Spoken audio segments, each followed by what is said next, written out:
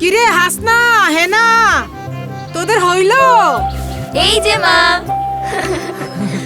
তাড়াতাড়ি চল, পরীক্ষা না, দেরি হয়ে যাইতেছে তো। আগে চকলেট। তোরা আর বড় হইলি না। কি আর করবা, ছোটবেলাকার অভ্যাস। আচ্ছা চলো চলো। যাও। হ্যালো, হ্যাঁ বলো। কি আর বলবো, এইবারও মনে হয় হাইরা গেলাম গো।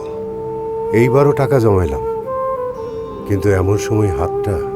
কি কও তুমি? হারবা কেন?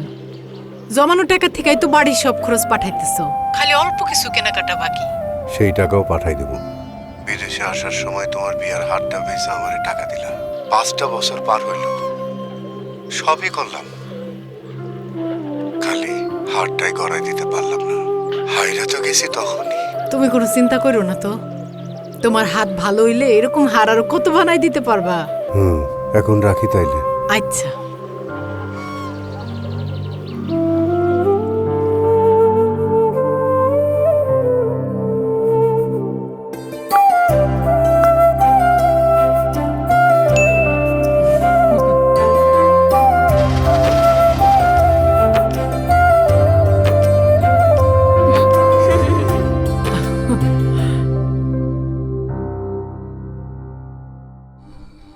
কি রে মা?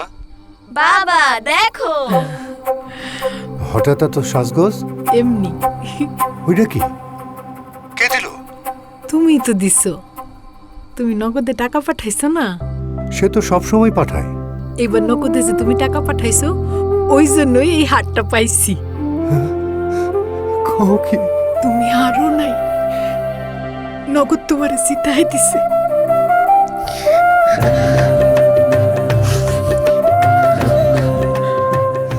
বিদেশ থেকে প্রবাসীদের পাঠানো রেমিটেন্সের টাকায় চলছে বাংলাদেশের বহু পরিবার। তাদের আবেগ অনুভূতির কথা ভেবেই নগদ নিয়ে এলো হার না মানা হার অফার।